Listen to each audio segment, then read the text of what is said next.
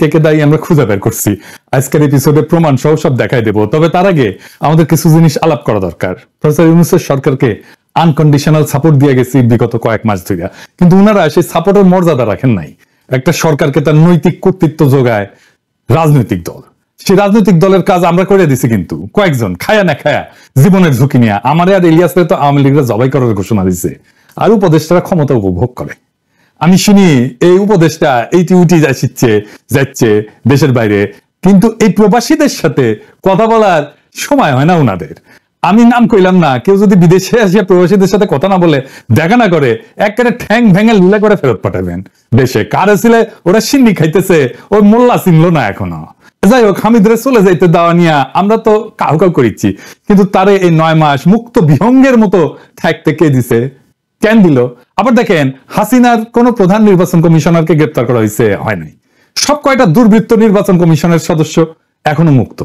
Joker হামিদকে রিমান্ডে নিয়ে 2টা ডলা দিলে গড় গড় করে সব বলিয়ে দিত, কিন্তু তারা ধরবে না। কেন ধরবে না? এটাই বন্দোবস্ত, এটাই এলিট সেটেলমেন্ট যা হয়েছে 5 থেকে 7ই আগস্ট। এই এলিট সেটেলমেন্ট কে করছে?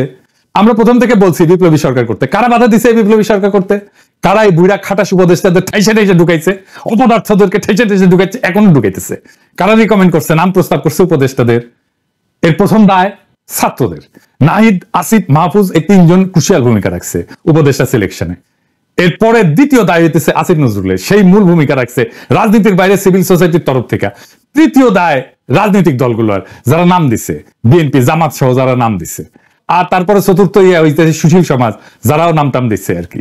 এছাড়া যারা এই সরকারের নানাভাবে নিজেদের লোক ঢুকাইছে, যেমন আলী রিয়াজ, বদিউল আলম মজুমদার, শিরিন হক, এরকম স্টেক হোল্ডার আছে কিছু যারা সরকারের ঘনিষ্ঠ, তারা তাদের লোক ঢুকায়। উদাহরণ দেব, এই যে মনির হায়দারের বিশেষ সহকারী করে ঢুকাইছে আলী রিয়াজ আর বদিউল আলম মজুমদার। কোন ক্রাইটেরিয়া নিছেন আপনারা? আমাদের কি কনক সরোয়ার ছিল না? তো ওরে নিতে পারতেন না ওই জায়গাটা? সেটা তো নিবেন না, সেটা তো নজরে আসবে না, চোখে পড়বে না। দিল্লি স্টারের গোলাম মর্তজারে ওয়াশিংটন পাঠিয়েছে প্রেস মিনিস্টার করে, তাও আবার সিনিয়র সেক্রেটারি র্যাঙ্কে, অ্যাম্বাসাডারের সাথে উপরে, বাসের সে কোনসি বড়, কোন লিখছে ওইটি? আলী রিয়াজ আর বদিউল আলম মজুমদার, খেয়াল রাখেন, এগুলো জবাব দিতে হবে আপনাদের। হ্যাঁ, ভাইবেন না পার পেয়ে যাবেন সামে, কোন মহাপুরুষ এসে আপনাকে বাঁচাবে না। হ্যাঁ, ওই কমত করিচ্ছেন, গোয়া দিলাম করতে পারবেন, লিখে রাখতে পারেন। আমি বলে খেয়াল করেছি, ওই যমুনার যায় যারা ঢুকিচ্ছে না, তাদের কারো কারো গোয়ার তেল জমিচ্ছে, তেল তেল তেল কেমনে বের করা লাগে আমি জানি। আইজার নাম টাম কইলাম না, আমি নাম ধরে কয়ে সব কয়টার আমল নামা কয়ে দেবো। যাই হোক, এই যা যা ঘটিচ্ছে এগুলো দায় কলে প্রফেসর ইউনূসকে নেওয়া লাগবে। ফাইনালি তো আপনি অ্যাপ্রুভ করেছেন, তাই না? অপদার্থতার দায় আপনারও নেওয়া লাগবে। হামিদ তো বাসা থেকে বাড়িত না, যদি না ওয়াকার গ্রিন সিগন্যাল দিত। তা হামিদ তেলে বাসা থেকে বেরিয়েছে কার সাহসে? আসেন সেটাই না বুঝে দেখি।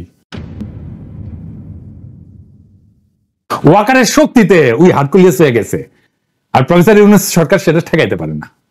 এর দায় প্রফেসর ইউনূস সহ ওনার সরকারের সব উপদেষ্টাদের নিতে হবে, নিতেই হবে। রাষ্ট্রের সরকার সবচেয়ে বড় রাজনৈতিক ইনস্টিটিউট, আপনার উপদেষ্টারা সব কয়টা অরাজনৈতিক, রাজনীতির কিছুই বুঝেন না, বুঝেন না আপনারা, কিন্তু ভাব দুজানির বেলা আম্বিয়া সব কয়টা। তাই রাজনীতিটা করিচ্ছে ওয়াকার, আপনারা তো রাজনীতি করবেন না, ফোন করেছেন রাজনীতি করবেন না, বুঝবেনও না। আবার খায় এসেছে আপনাদের 5 বছর ক্ষমতা থাকবে, পাবলিকে আন্দাই দিবে 5 বছর। একেবারে পাবলিকের ডলা খাইতে না চাইলে ড্যামেজ কন্ট্রোলের জন্য আজকে হাসিনার সব কয়টা প্রধান নির্বাচন কমিশনারকে গ্রেপ্তার করেন, আর জনগণের কাছে মাপ চান হাত জোর কইরা, যে আমরা ভাল শুন, মাপ কইরা দেন। জুলাই চার্টার লেখার কথা ছিল কবে? 5 আর 6 আগস্ট 2024-এ।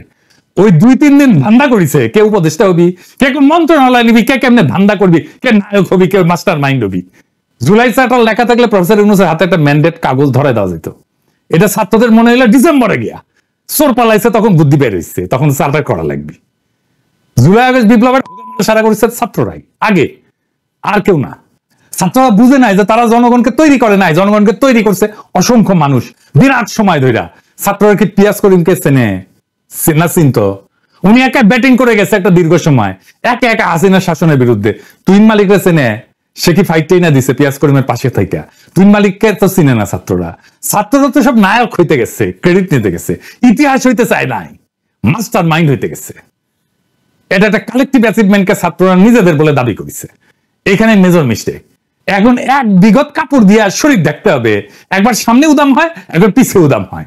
প্রত্যেকদিন ঘুমাইতে যাই একটা চিন্তা নিয়ে যে আজকে কি ব্লান্ডারটা করে সরকার।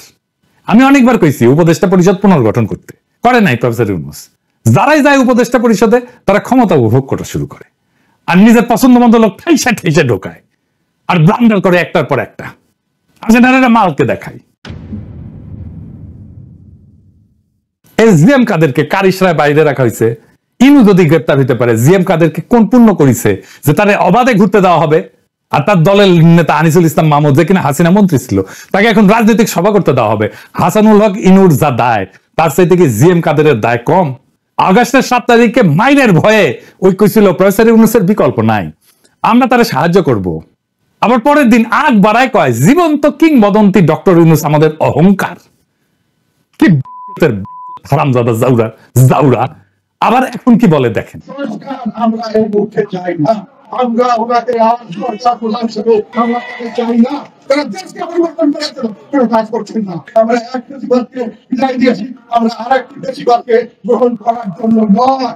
আপনারা কাউকে নির্বাচন থেকে বাদ দিতে পারবেন না। দেশকে বিভক্ত করে প্রত্যেক মানুষকে ভোট দিয়েছে, আর অনেক দল দিলে সবসময় অনেকদিন বছরে 50 ভাগের ভোট পাবে পাইনি, তাদের কোনো বাদ দিয়ে গেছে। কি বলছেন আমরা ঐক্যবদ্ধভাবে করবো, মনে করছেন শুনছেন কেমন জাউরার জাউরা ওরে আরামসে ঘুরবার দিচ্ছে প্রফেসর ইউনূস।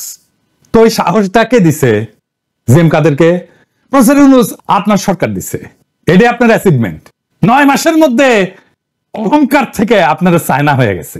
দুনিয়ার ভালসিন গুলারে ঢুকাইছেন না, না পারে কাম, না পারে দাবরানি দিতে, না পারে বিপ্লবকে রক্ষা করতে। ওই জিএম কাদের রে 2টা বাড়ি দিলে 3 নাম্বার বাড়ি দেওয়ার আগে আব্বা বইলা দেখবে। আপনি কন প্রফেসর ইউনূস আপনার সাথে আপনার সরকারের সাথে জিএম কাদেরের কি বোঝাপড়া? আমরা জানতে চাই কেন প্রফেসর ইউনূসের সরকার জোকার হামিদকে পলায় যাওয়া নিয়ে কোনো বিবৃতি বা ব্যাখ্যা দেয় নাই। আর শিরিন শারমিন তো এখনো দেশে আছে, শোনা যায় ওয়াকারের তত্ত্বাবধানে আছে। ওরে ধরেন না কেন?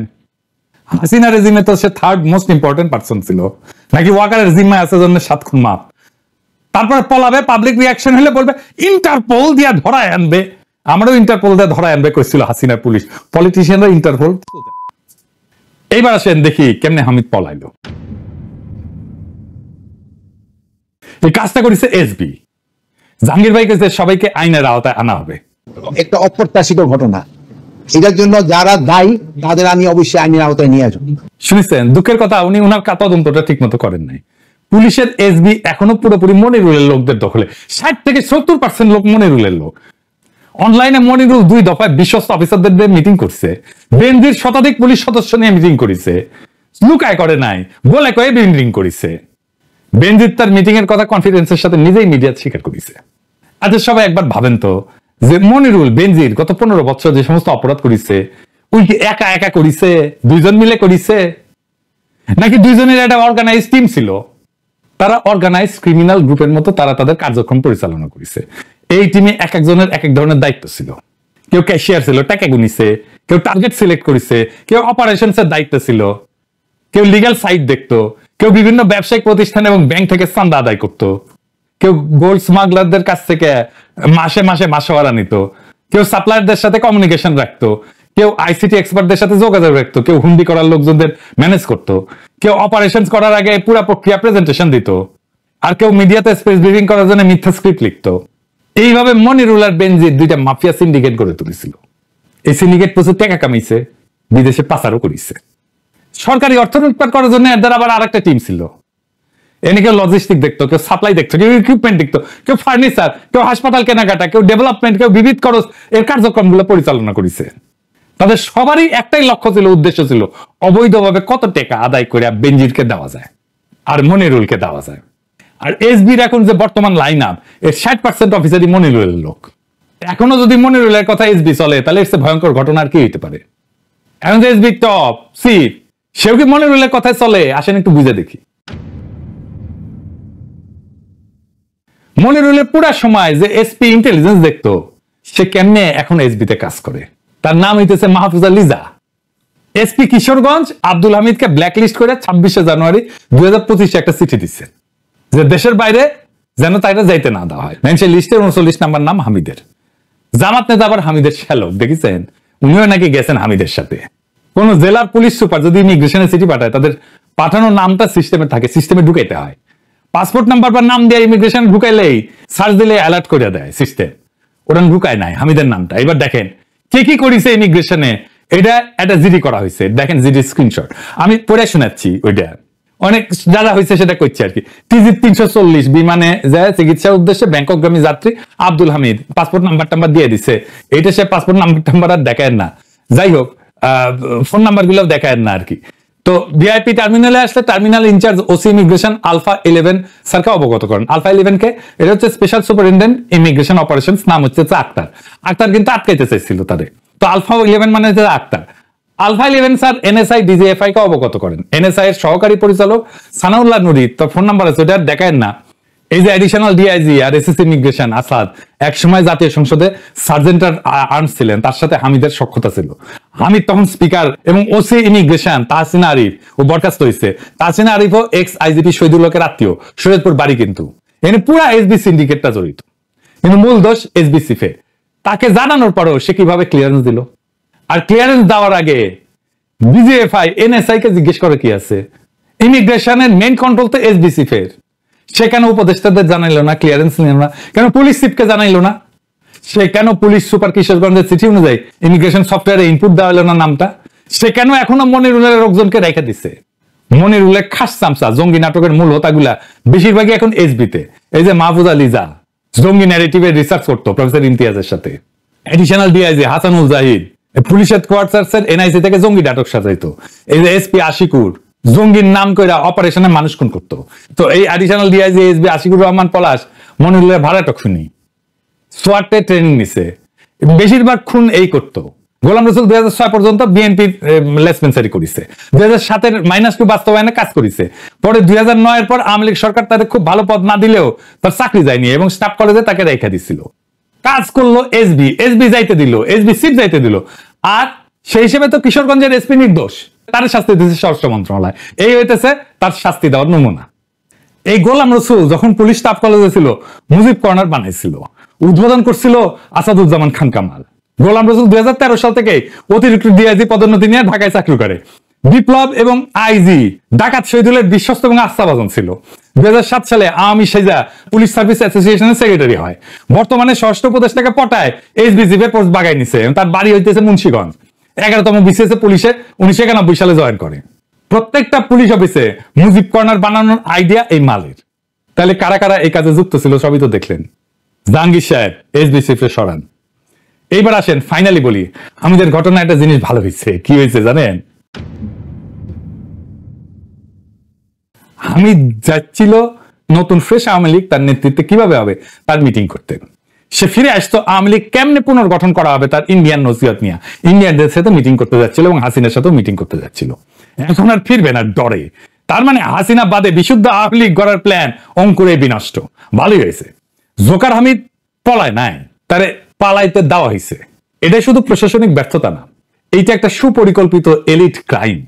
আমরা কে কোথায় কিভাবে তাদের ফ্রি পাস দিছে, কোথায় ক্লিয়ারেন্স দিছে সব খুঁজে বের করেছি, নাম দাম দিছি, প্রমাণ সহ দেখাইছি। কিন্তু এর আগে একটা জিনিস পরিষ্কার করে বলি, আমরা যে সরকারের শর্তহীন সাপোর্ট দিছিলাম সেই সরকার আমাদের পিছে যেন ছুরি না মারে। মারলে কলে কোনো মাপ নাই। আমরা মনে করতেছি আপনারা ছুরি মারার চেষ্টা করতেছে। আপনারা উপদেষ্টা হয়েছেন জনগণের রক্ত ঘাম আর ত্যাগের বিনিময়ে। আমরা খাই নাই, ঘুমাই নাই, মরতে বসছি, আর আপনারা হোটেল আর হেলিকপ্টারের জন্য উপদেশ বিলাইতেছেন। লজ্জা করে না? রাজনীতি বুঝেন না, পাবলিকের মুখ দেখেন না, মাঠ চেনেন না, তবুও ভাবেন এই রাষ্ট্র আপনারা চালাইবেন। এইটারে রাষ্ট্র চালানো, সরকার চালানো বলে না, এটা হইতেছে